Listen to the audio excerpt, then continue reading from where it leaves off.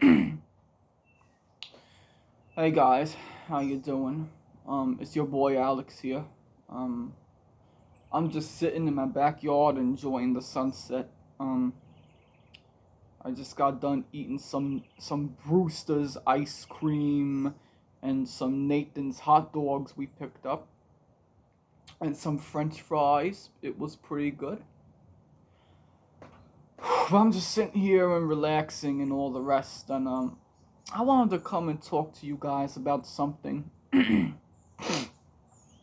So you guys know that I sometimes do a little bit of stuff about politics on here.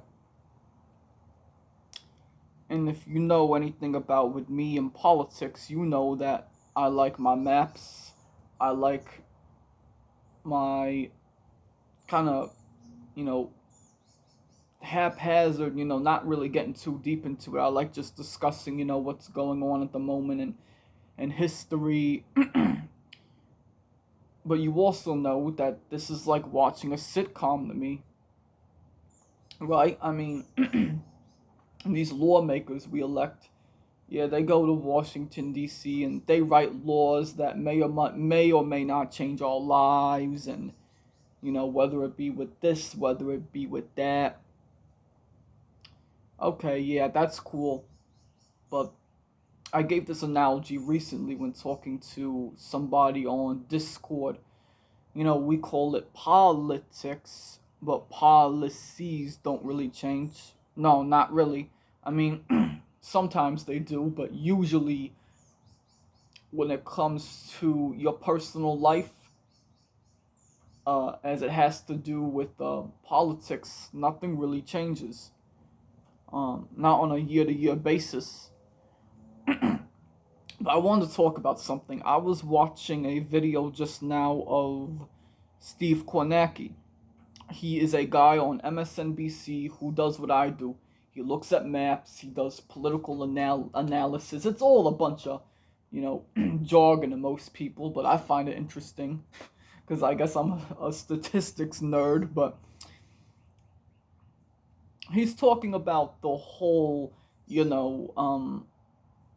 thing about Trump versus Biden and how these two guys are going to be getting at it in November and how that has to do with Maryland, because Maryland is a state that is gonna Joe Biden's gonna win basically no matter what come November. But they have a Senate seat going on with a former governor of Maryland named Larry Hogan running, and he's talking about how Larry Hogan may, with an asterisk next to his name, he may make it competitive. He might make it a competitive race, but probably not. Like, we'll have to see what goes on. Because fundamentally, Maryland is a very blue state, meaning that Democrats win Maryland all the time and win it with ease. But I think a lot of times, we talk about the past, not the distant past, but we talk about the past in a way that might make it seem like something different from what it really was. Let me explain what I'm trying to get to here. Steve Kornacki showed up on the board, he showed a a data set of presidential elections: 2000, 2004, 2008, 2012, 2016, and 2020. 6 elections. And the seventh is going to be this year. But that hasn't happened yet, has it? Nah. Anyways, he shows the numbers. And he's like, look at this. These are the presidential elections. Here are the number of seats in each of those elections that had split ticket voting when it came to their Senate seat. The senators who are up for re-election. Meaning that, as for instance, I'm making this up. A state votes for Barack Obama. And Barack Obama's a Democrat. But they, on that same ballot, that same year, that same ballot Barack Obama was on,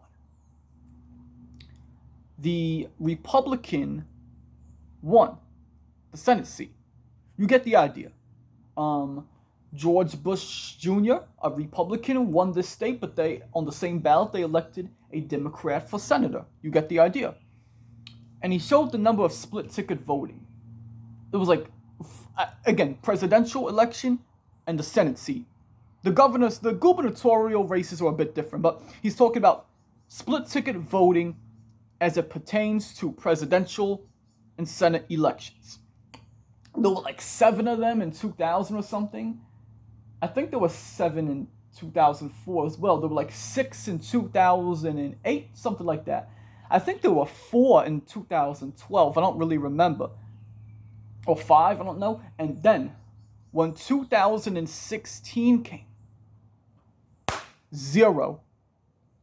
And there was 1 in 2020. That was in Maine. You know the state way in the Northeast, Maine? Yeah, that was Maine. And we'll have to see what happens this year. We don't know what's going to happen this year. But basically, Donald Trump is one of the biggest political figures in all the country right now. I mean, he is not even president anymore, but he's still a major, major name in both politics and in the mainstream America. And he ran for president in 2015. He became the nominee of his party in 2016, and he won his election in 2016. And as soon as 2016 came, bam, split ticket voting seemingly just ended or became very rare. And I might do a part 2 to this video, but I want to discuss this because this has to partly do with politics, and it has to partly do with kind of just, society, because in recent times I've been studying sociology on my own and learning about society and how societies historically have reacted to certain events, how culture changes and stuff like that. You know what I'm talking about. And I noticed something. You see, everybody, I'm 21, right? I was born in 03, but I noticed something.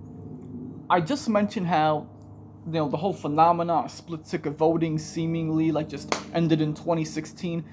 It's a little more complex than that. As it pertains to politics, but in many ways as it doesn't pertain to politics, actually, because this is what I wanted to get to. Because I see this type of sentiment on both sides of the aisle. I see this sentiment amongst people who don't give a rat's ass about politics.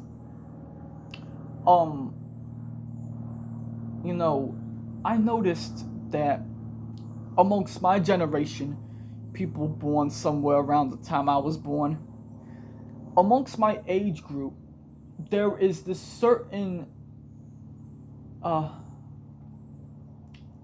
belief. There's this I don't know what you want to call it, a sentiment, this consensus almost, if you will, that 2016 is sort of the year that, everything changed. Yeah, 2020 was extremely impactful in its own right, maybe for more reasons that are bad than good, but you know what I mean.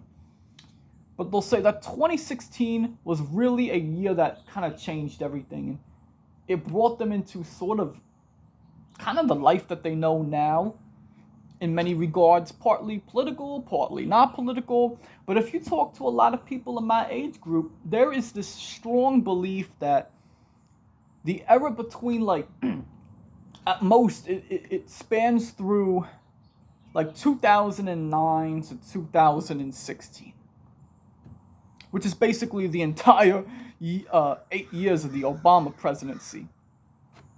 But at the shortest, it's 2010 through 2013, 2014, I guess. But basically those years. After the 2000s, but before 2016. Many people might put the line, they'll just say it's before 2017. But I was talking to, I'm partly addressing kind of the political audience, the kids that are into this stuff. So for the memes, because Donald Trump really got on the scene and became very relevant like he is now in 2016. So for the memes, I'll call it, because everyone likes to call him Orange Man, right? The pre-Orange Man era. The pre-Orange era. Let's call it that. The pre-Orange era. The era before Trump really got on the scene in like 2016, but after the 2000s. Kind of that sweet spot in the middle. There is this belief amongst many people in my generation, now hopefully I can get my words out, that era, that pre-Orange era, as I have dubbed it, was just the greatest era of all time. Like 2010 to 2015, everything was amazing. Life was great, everybody, got along well. People like to talk about the divisions in America and stuff that are going around. I think it's debatable whether or not it's really a thing, but whatever you think of that, there was none of that back then, according to these people.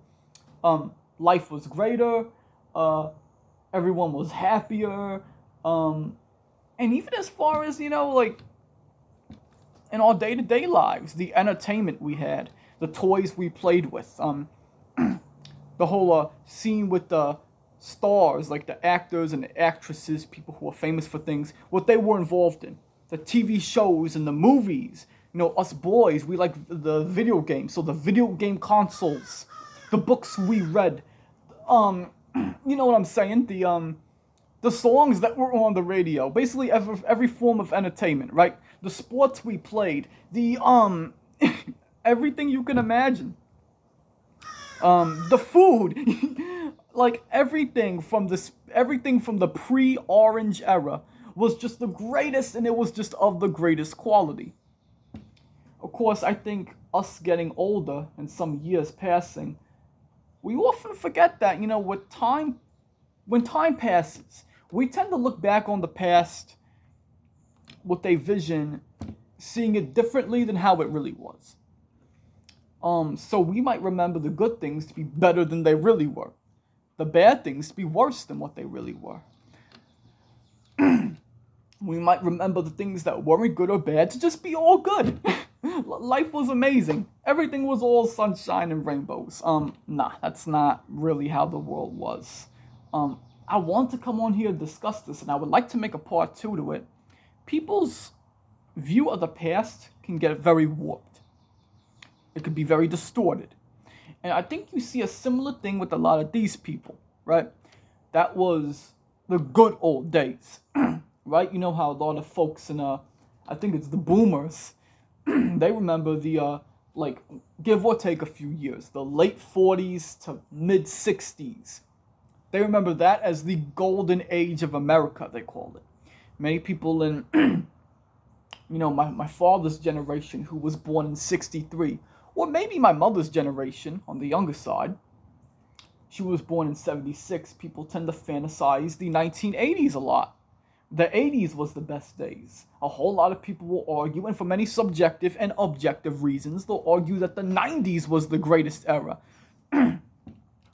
A lot of people have a soft spot for the 2000s when it comes to entertainment and all that, but on a serious level, if you're American, like the 2000s was a rough decade for America.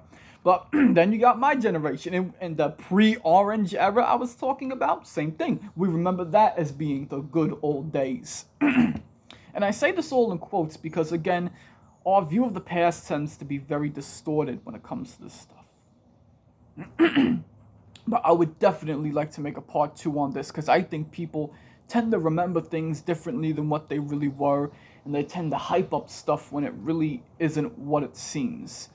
But I think I'm going to end the video here because, the sun is slowly going down, and I don't want to waste too much battery power here. It's like I've been filming for nearly 15 minutes, but yeah, I'm going to go do my own thing and think about this more. It's really been on my mind the past few weeks or so, because I've been starting to see kind of where some people are coming from with all of this. But yeah, man, I just find it very interesting.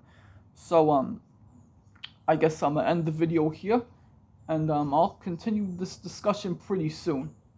So, yeah. You all take care. Talk to you later.